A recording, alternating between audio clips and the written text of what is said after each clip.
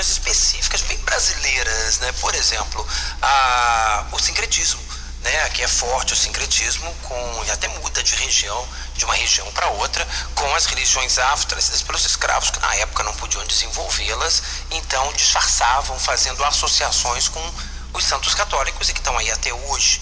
A gente tem questão também de santos não canonizados, que tem às vezes mais popularidade do que muitos outros santos católicos, como Padre Cícero, Escrava Anastácia, a Irmã Dulce e muitos outros. Eu vou conversar e tive a surpresa de saber que é um amigo de infância, que eu nem sabia que ele gostava de santo, e há muitos anos, há décadas que a gente não se fala, e hoje vamos nos encontrar aqui no ar. Quando é que nasceu sua paixão por santo? Sandro Gomes, bom dia. Bom dia, Luiz André, é um prazer falar com você, com o pessoal todo ouvinte da Roquete Pinto. E na verdade a paixão foi o seguinte, a gente estava fazendo outra pesquisa, o nosso campo de interesse é a cultura brasileira, de modo geral, e inicialmente não passava muito pela questão dos santos, não.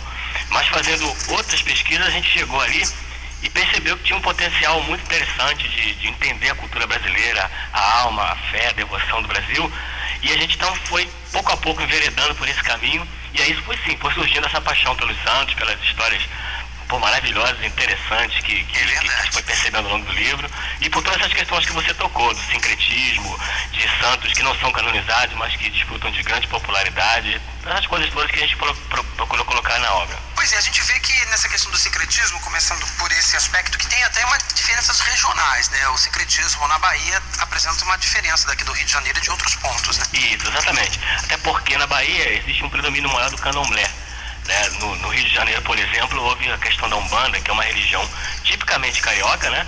Que pega elementos do candomblé, da religiosidade católica e até dos rituais indígenas, né? Diferentemente do candomblé, que é uma crença tipicamente africana. Então lá os cultos afro tiveram uma cara, uma personalidade, e aqui tiveram outra. Isso influiu no sincretismo, né? Tanto, por exemplo, São Jorge, que em torno do Brasil inteiro é conhecido como Ogum, né? Sincretizado com o orixá Ogum.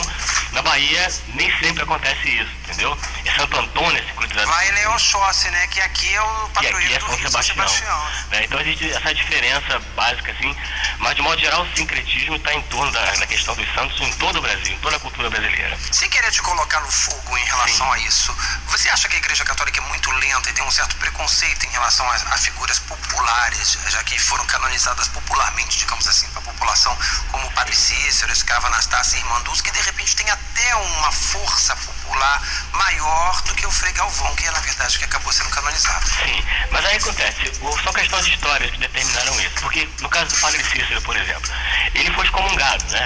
O livro conta, antes de narrar a história dele, ele foi excomungado. Então o que acontece? Para a Igreja Católica reabilitar o Padre Cícero, ele poder ser um cristão de novo, poder receber a Eucaristia e tudo mais, é um processo muito longo e demorado.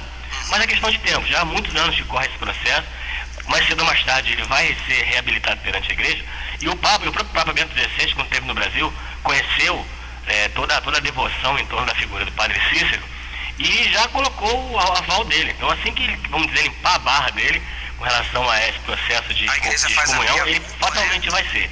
No caso da Irmã Dulce, é questão de tempo, né? A devoção e os milagres que são atribuídos a ela são muito grandes, as evidências são muito grandes, e mais cedo ou mais tarde realmente vai haver a canonização, né?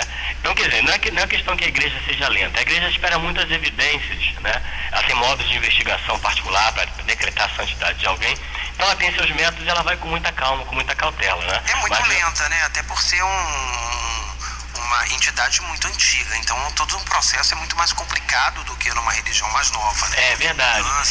E tem a questão do sincretismo que em parte dificulta um pouco. Agora, falando desse aspecto do sincretismo, ele está presente na Igreja desde que a Igreja surgiu, né? Já tinha antes? Na verdade acontece o seguinte, a maior parte da devoção aos santos, né, principalmente ao longo dos primeiros séculos de cristianismo, acontece por processos de sincretização. Vou te dar um exemplo. São José, por exemplo, São João, por exemplo, ele era identificado com mitos antigos que havia de culto ao fogo, né? Mitos pagãos, né? Então, para facilitar para que aquelas populações de fé pagã adotassem os santos católicos, a Igreja frequentemente associou as qualidades, características da vida do santo a qualidades e características dos mitos, entendeu? De forma que foi muito mais fácil. Então, vários santos da Igreja Católica foram adotados e passaram a ser de fé e devoção de populações de origem pagã muito por causa dessa correspondência que a igreja fez entre os santos e os mitos que eles já cultuavam também. Inclusive tem até santos que eles nem consideram mais assim tão santos, mas a devoção é tão grande como aqui no Brasil, em alguns pontos isolados do mundo, que eles são obrigados a manter, né? Como São Jorge, São Cristóvão e Santo Expedito, são exemplos. Exatamente, você citou São Jorge aí na semana anterior, e exatamente isso, não há uma comprovação histórica, documental para São Jorge, né? Mas o que acontece? A fé é tanta, a igreja encontrou tantas manifestações de fé na arte, em igrejas, em cantigas populares, em todas as manifestações de fé que se puder imaginar, que falou, poxa, deve ter havido, né? Então, em 69, a igreja mudou um pouco os seus modos de decretar a santidade de alguém. Então, ela fixou alguns parâmetros, né? Um deles é a prova documental. Então, o que aconteceu? São Jorge não se encaixou nisso, não pôde ser considerado assim. Então, o que aconteceu com São Jorge e São Cristóvão também? Eles saíram do chamado calendário oficial de comemoração dos santos da igreja, mas o cultivo da fé não foi desautorizada, não foi desestimulada perante os fiéis, entendeu? E por isso você vê essa devoção, toda essa fé que existe em São Jorge, São Cristóvão, Santo Expedito também, né? Todos eles. E principalmente aqui no Brasil, né? Que ganha uma força muito maior diante do seu maior país católico. Com certeza. E como você falou no início, a questão da devoção ao santo se mistura a outras questões populares, até da própria personalidade do brasileiro, etc. E foi isso que a gente procurou postar no livro, entendeu? Isso é que a gente achou o aspecto mais interessante dos santos, para que a gente pudesse fazer essa correspondência com a cultura brasileira, com o nosso modo de ser, de pensar. E isso que a gente achou interessante para colocar no livro, que acaba tendo muitas histórias, muitos causos interessantes. Certamente. Você estava citando São João aí, né? E a gente tem uma das festas mais populares em todo o Brasil, claro, uns pontos mais fortes que outros, o Nordeste muito mais do que aqui, que são as festas juninas, né? Que são os três santos, Santo Antônio, São João e São Pedro, que ganha toda uma característica bem brasileira e até mesmo um misticismo em torno, com umas simpatias ali casamenteiras de Santo Antônio, né? Isso, exatamente. E foi justamente esse aspecto, você falou das simpatias, dos contos populares, do folclore, isso que a gente tentou botar no livro, entendeu? A gente achou que isso que era o ponto interessante, e é a partir daí que a gente consegue ver a alma brasileira, perceber a devoção brasileira aos santos. Em especial, você citou aí a festa junina, justamente pela riqueza do que acontece, né? No capítulo que a gente dedicou a esses três santos, a gente procura sempre dar uma ênfase nisso, e o que faz a leitura ser bastante agradável, bastante fluida, né? Certamente. Eu estou aqui com o teu livro, já li quase que a metade, confesso que não deu tempo de ler tudo, mas vou ler, acho que em breve eu termino de ler. Sandro, muito obrigado, estou sorteando esse livro aqui que eu estou lendo, eu vou terminar aqui, hoje mesmo eu termino esse sorteio aqui para os nossos ouvintes, tá bom?